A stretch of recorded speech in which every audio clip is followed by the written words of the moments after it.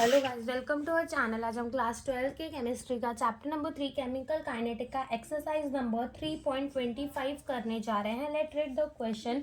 Question में हमें क्या बोला है? Sucrose decompose in acid solution into glucose and fructose according to the first order rate law with t half is equals to 3r. What fraction of the sample of the sucrose remain after 8 hours? यानी कि हमें क्या बोला है? हमें बोला है कि हमारा जो सुक्रोज है ना, वो डिकम्पोज हो गया है किसके अंदर? ग्लूकोज एंड फ्रक्टोज के अंदर। ओके तो जो हमारा सुक्रोज है वो डिकम्पोज हो गया है ग्लूकोज एंड फ्रक्टोज के अंदर, और ये जो रिएक्शन है वो फर्स्ट ऑर्डर रेट लॉ को फॉलो कर रहा है, ये हमें क्वेश्चन में बता रखा है। नाउ जो टी हाफ होता है फॉर दिस रिएक्शन वो कितना होता है? 3 आवर्स होता है, 3 आवर्स होता है, ठीक है।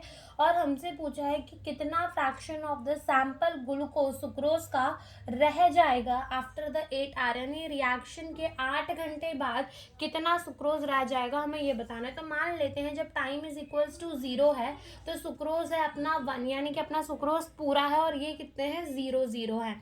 ओके कुछ देर बाद क्या हुआ? ये x बन गया, ये x बन गया, तो ये कितना हो जाएगा? कुछ t टाइम बाद ये हो जाएगा 1 माइनस एक्स हो जाएगा।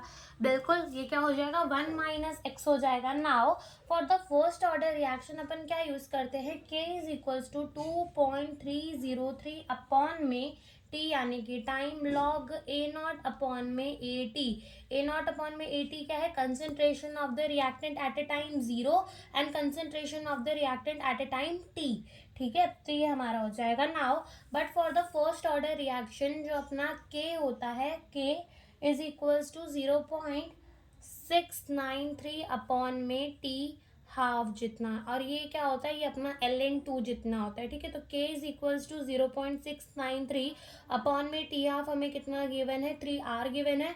तो यहाँ से जो अपना k है वो कितना आ जाएगा? 0.231, यानी कि हमारा k कितना आ गया? 0.231। यहाँ से k मिल गया।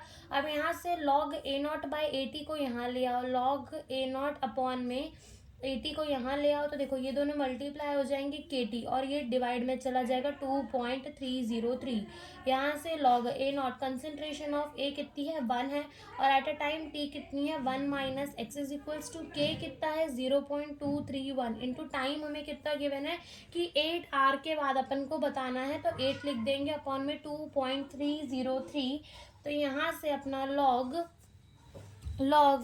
1 अपॉन में 1 माइनस एक्स हमारा कितना आ जाएगा? 0.8024। यहाँ से अपना 1 अपॉन में 1 minus x is equals to कितना हो जाएगा? 0.8024, लेकिन इसका क्या हो जाएगा? एंटी लॉग हो जाएगा, एंटी लॉग ऑफ 0.8024। तो यहाँ से 1 अपॉन में 1 माइनस एक्स और इसका एंटी लॉग निकालेंगे तो हमारा आंसर कितना आ जाएगा? हमारा आंसर आएगा 6.345। अब यहाँ से 1 माइनस एक्स को यहाँ भेज देंगे तो ये कैसे हो जाएगा? 1 is equals to 2.345 minus 6.345 into क्या हो जाएगा? एक्स हो जाएगा, ठीक है। तो यहाँ से अपना ये यहाँ पे हमने 1 माइनस एक्स को मल्टीप्लाई किया, 6.345 को 1 से मल्टीप्लाई किया, माइनस 6.345 को x से मल्टीप्लाई किया, ठीक है। अब यहाँ से अपना 6.345 plus 1 is equals to 6.345x हो जाएगा। फिर इन दोनों को जब प्लस करेंगे तो आंसर आ जाएगा 7.345, ठीक है। 7.345 इज इक्वल्स टू 6.345 अपॉन में x। यहाँ से x कितना आ जाएगा? 7.345 अपॉन में 6.345।